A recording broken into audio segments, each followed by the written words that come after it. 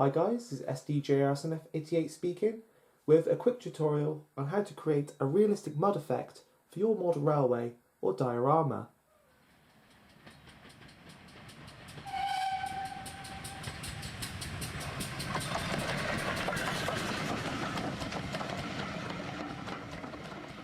So to create the mud effect we will need these three items. We have a standard PVA glue, this could be a craft glue or wood glue, and you need plenty of this. We also have some Woodlandscenics Earth Colours pigment. This is a basic earth undercoat, which is a dark brown, which is perfect for recreating mud. And then of course we have the main ingredient, which is brown wood filler. Now you can pick this up from any DIY store. This is just standard wood filler that you use for obviously filling in wood or any sort of bit of woodwork or joinery you're doing. So you can pick this up pretty much at any good DIY store and it really is great stuff.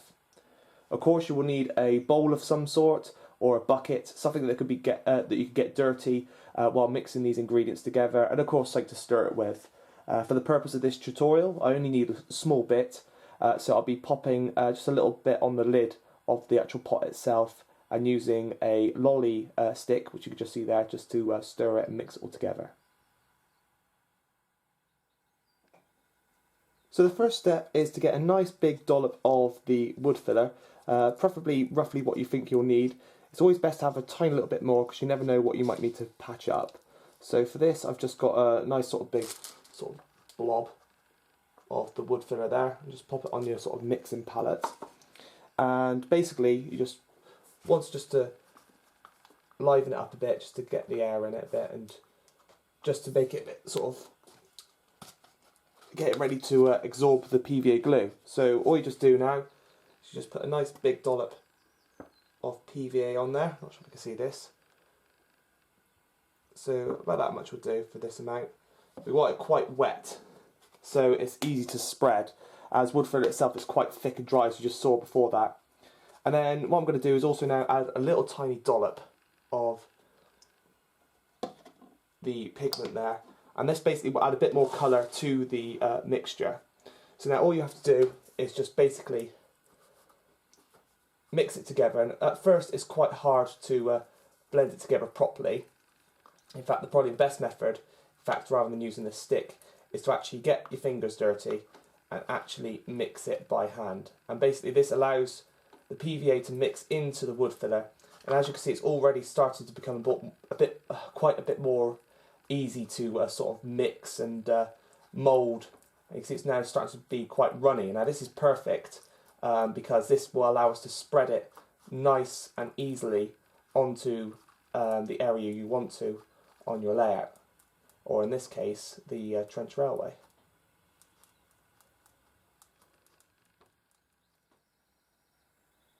So once you have your mud mixture ready, it's time to prepare the surface on which you plan to apply the mud effect. So as you can see here, I'm patching up the area. So what I'm doing here is just applying a small bit of PVA glue to the baseboard. Now of course if you have a rough surface or a rough baseboard, you really might not possibly need this, but because this is quite a nice smooth surface, I always find that a little bit of PVA, especially on the wood, will help with the adhesion of the mud effect when it's added. Of course there's a lot of PVA already in the effect itself, as you know, but this will basically help it stick to the board and sort of gain grip and get in all the little cracks and crevices. So there you are, I've primed that surface now. So now what I'm just going to do is give the mud effect a bit of a mix, and then because it's quite a fine delicate area, if this was a large area I recommend using a spreader, but because this is quite a thin area I'm going to just dab it on with my finger and just sort of spread it on and go over the edges just to repair the cracks on what has appeared here. So as you can see it's going on quite nicely. It's mixing with the PVA that I've just applied to the baseboard as well, which is good, and you can see it's going on quite nicely there, and you just go right up over the edge, and I think, fingers crossed, I've hopefully got the right colour that I've already done here. Now don't worry so much if you get this on the rails. As you can see I've gone all over the rails with this in the past, and it's very easy. All you just do is you just wipe it off and in fact it leaves a nice sort of weathered effect, which is perfect for what I'm doing here with this trench railway. So it sort of adds, it's good for weathering effects as well, really.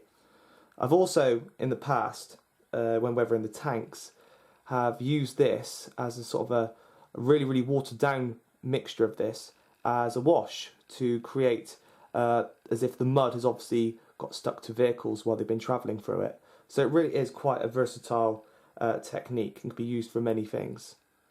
So I'm just going to pause the camera here. Of course you don't really want to see me do this whole area, and then I'll just show you how to finish off the effect and get it to blend in nicely with its surrounding area.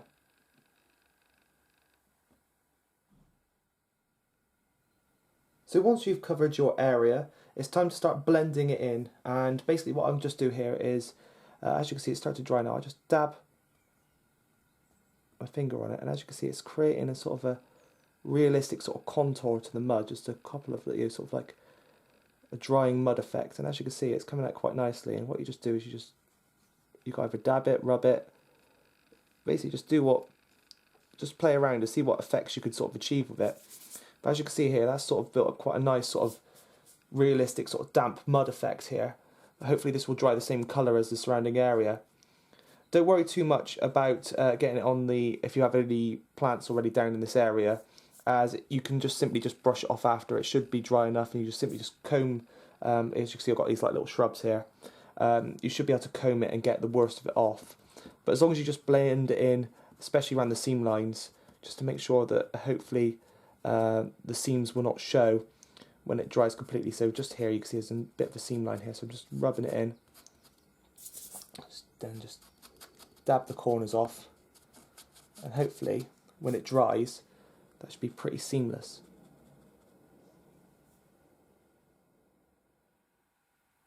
If any cracks appear once your effect dries, you can just simply get a bit more if you keep it in a nice container so it doesn't dry out, and just simply fill in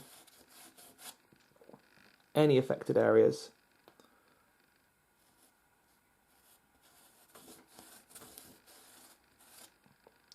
And hopefully it should be pretty seamless.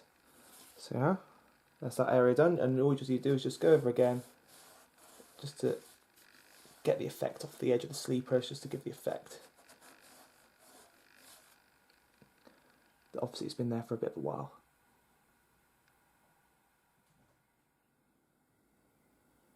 So after 24 hours or so of drying, the mud should look something a bit like this.